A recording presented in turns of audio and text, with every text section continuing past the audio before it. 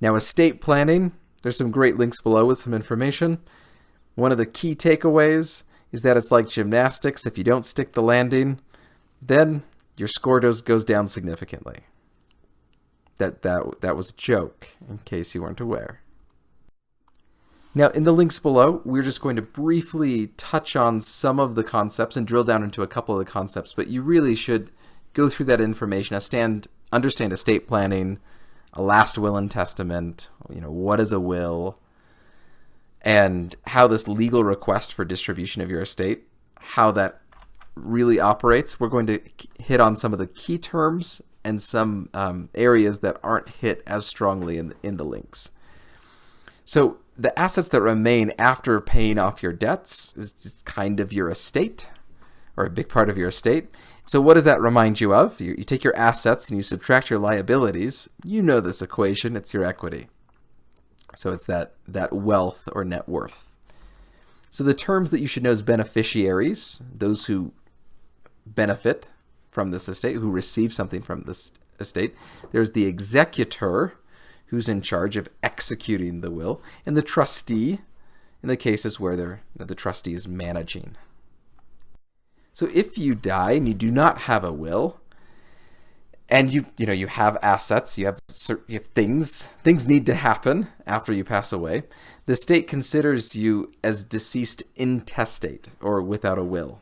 So the question is so who gets your stuff? Well, the court is going to need to decide that. But even beyond that, who gets your kids?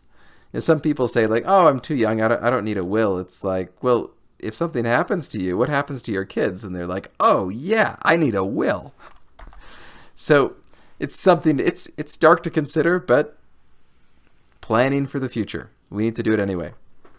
So probate is this process of validating a will before it can be implemented. And this isn't necessary if someone's gone through the trouble of, creating a trust. And if you have significant assets, you probably should establish a trust. What is a trust? Well, it's a legal entity managed by a trustee for the benefit of beneficiaries. And those are all terms that you should know. A trust, a trustee, and beneficiary. Now, the executor is the person in charge of implementing the will. If you have significant assets, you probably want a lawyer as your executor who actually knows the law so they can follow that and implement it. Most of those people who are, say, married will opt a variation of a pretty simple will where it's kind of leave everything to a spouse, and then if the spouse isn't around, then there's kind of this contingency plan. Of course, that type of plan is not recommended for if you're married to a serial killer, but in all other circumstances, it's the way that, say, most people tend to opt for according to lawyers that I've talked to that work in this field. Also, one thing to consider is living wills. And these are instructions to your executor if you're alive but incapable of making decisions. So why would you ever have a living will? Well, there are circumstances when you're still alive but you can't make decisions, and writing out what you want done is very valuable. Finally, with estate taxes are taxes on your estate when you die. So whatever is left over, that can be taxed. Currently, there's this lifetime exclusion where you can gift $10 million to your heirs over your lifetime. Those are 2019 numbers, but and everything over that is taxed at a 40% rate.